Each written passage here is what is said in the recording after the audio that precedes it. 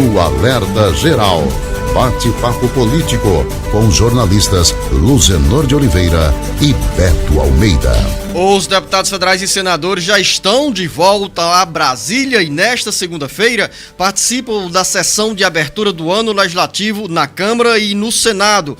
A pauta prevê projetos polêmicos e também discussões sobre a desoneração da folha salarial e recomposição do orçamento da União no item que mais interessa aos deputados federais e senadores, as emendas parlamentares. As informações chegam agora com o repórter Almir Fernandes. A desoneração da folha salarial, ou seja, a redução da alíquota previdenciária para empresas dos setores econômicos que geram mais de 9 milhões de empregos e para os municípios com até 156 mil habitantes, marca a retomada de atividades no Congresso Nacional. O debate começa com conflitos entre líderes partidários e o governo federal, que ao apagar das luzes de 2023, editou uma medida provisória acabando com a desoneração da folha salarial.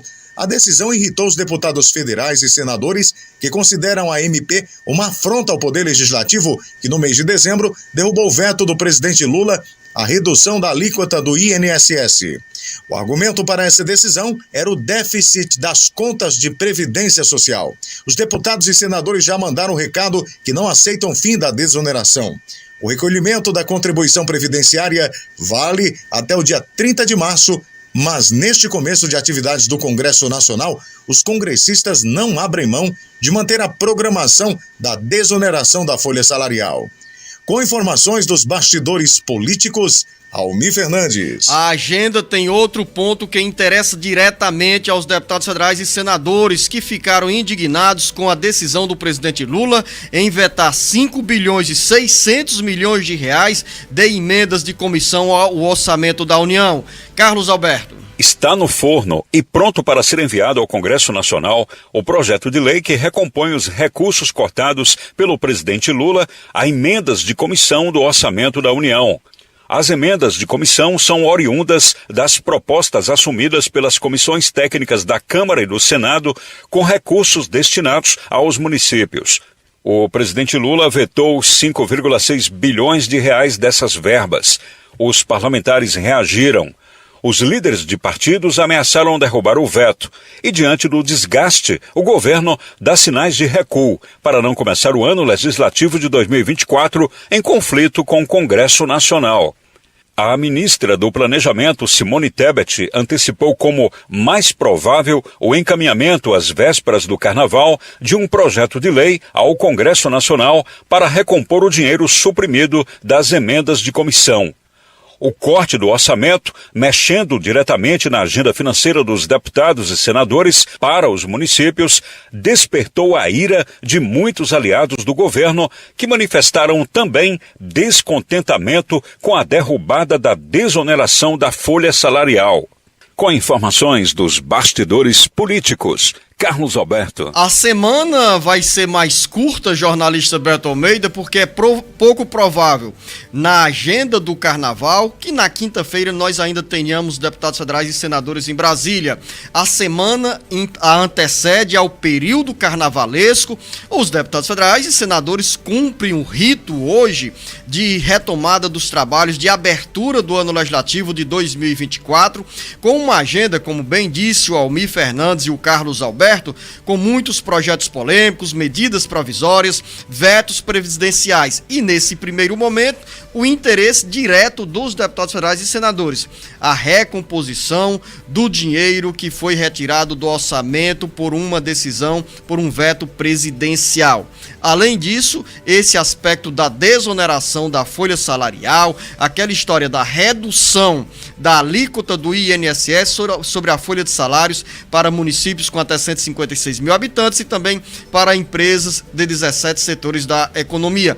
O que teremos nesta semana em Brasília com a retomada das atividades no Congresso Nacional e logo em seguida após o Carnaval. Jornalista Beto Almeida, bom dia. Beto Almeida, a análise política com credibilidade e isenção. Bom dia, Luciano. Bom dia novamente aos ouvintes. Luciano, olha só, os parlamentares, ou seja, o Congresso Nacional estava de recesso desde antes do Natal. Então tá na hora realmente de voltar às atividades, voltar ao batente, como se diz. Além de que a gente sabe o seguinte, você disse que essa semana realmente é uma semana curta por conta do carnaval, então dificilmente a gente vai encontrar disposição para a presença de deputados e senadores em Brasília lá a partir de quinta-feira, que é quando as votações, às vezes é quarta, quinta, começa a acontecer. Seja como for, Zenor, é o seguinte, o retorno às atividades legislativas em 2024 marca apenas essa relação de altos e baixos que o Poder Executivo, ou seja, que o presidente Lula tem tido nesse mandato com o Congresso Nacional. Então a gente não pode esquecer, por exemplo, que hoje o presidente Lula tem uma preocupação sim, porque tem 28 vetos presidenciais para serem analisados pelo Congresso. E há uma disposição muito forte de deputados e senadores de derrubar parte desses vetos, como a gente acabou de ouvir aí. E a última vez que o Congresso Nacional analisou os vetos presidenciais foi no comecinho de dezembro, ali pelo dia 14 de dezembro. Então você imagina a expectativa que existe em relação, Zenor, a esses vetos, inclusive porque parte deles pode inclusive trancar a pauta se não forem tratados e votados dentro desse prazo estabelecido. É claro que muita coisa vai ficar para depois do carnaval. Só que para além disso, o governo já começa tendo que pelo menos tentar ali, Zenor, jogar da uma de bombeiro e colocar água fria nas relações que estão difíceis hoje entre, por exemplo, o presidente da Câmara dos Deputados e o Padilha, né? Que faz essa articulação do governo federal com os congressistas, ou seja, principalmente com a Câmara dos Deputados. E olha, você sabe que o seguinte, o Arthur Lira simplesmente quer a cabeça do Padilha. Há muito tempo, hein, Há muito tempo, mas agora ele está dizendo o seguinte, que o governo tem que trocar essa interlocução. Então você imagina a dificuldade e a articulação política que vai ser necessária para evitar essa crise logo no início de governo. Então a gente tem esses vetos presidenciais, essa dificuldade na relação desses altos e baixos com o legislativo, lembrando que hoje a sessão ela é solene, portanto, como você disse, é um rito, aquele rito formal, onde a solenidade vai ser conjunta às 3 horas da tarde, a partir das 3 horas, e o presidente Lula não deverá estar presente a esta abertura. Diferente do que aconteceu, por exemplo, Luciano e ouvintes, na semana passada, quando o presidente esteve na retomada dos trabalhos do judiciário, ou seja, ele foi ao Supremo Tribunal Federal, marcando sua presença, inclusive com fala, nesta abertura do Congresso Nacional, ele não irá estar presente. São 7 horas e 26 minutos aqui na Assembleia Legislativa. Já teremos também uma semana, Beto Almeida, com movimento e também votações no plenário da Assembleia Legislativa, tanto aqui quanto na Câmara Municipal de Fortaleza. Exatamente isso, Zeno. Aqui, como as sessões de abertura solene aconteceram na semana passada, então a partir de agora, dessa semana, antes do carnaval, as coisas já começam a entrar no seu eixo, a começar a retomada de análise de matérias, de projetos na Assembleia Legislativa, principalmente em função ainda da repercussão de fatos que nós ainda vamos analisar, que é essa questão ontem desse mega evento do PSB, porque tem parlamentares aqui, a bancada do PDT na casa não entrou agora nessa primeira fase, mas com certeza está se articulando para ver o momento certo de fazer isso. Mas em relação a projetos, por exemplo, e outras atividades, como a própria CPI da Enel, podem e vão ganhar algum espaço de repercussão. Na Câmara Municipal de Fortaleza, o embate já é um pouco diferente. Lá, primeiro,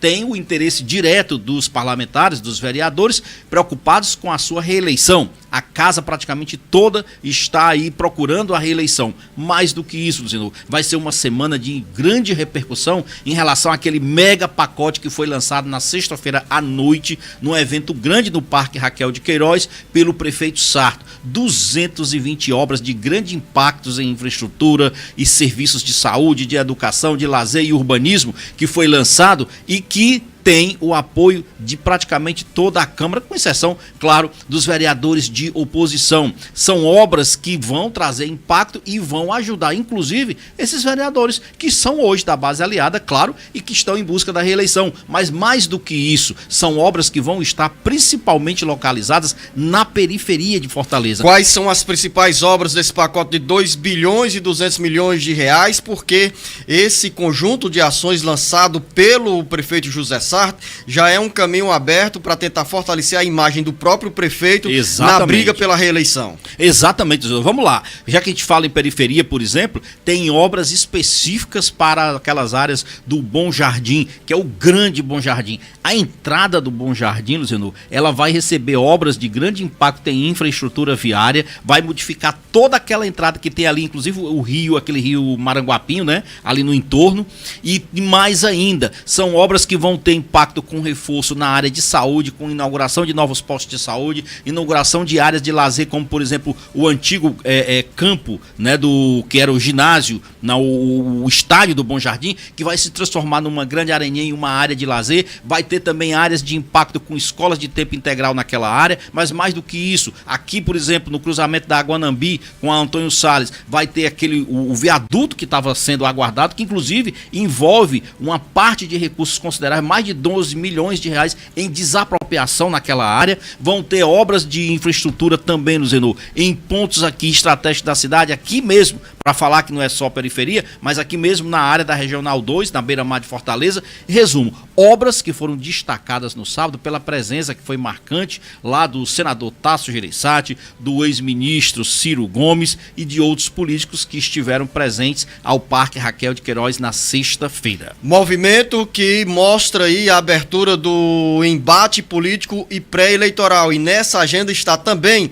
a movimentação nesse final de semana de filiação do senador Ciro Gomes ao PSB e também filiação da ex-governadora Isolda Sela, além de 34 prefeitos. Com toda essa movimentação, o PSB se torna o partido com maior número de prefeitos no Ceará. Daqui a pouco a gente conta os bastidores da filiação de Cid e Isolda ao Partido Socialista Brasileiro. O Ceará, Brasil e mundo ligados no jornal Alerta Geral. Alerta Geral.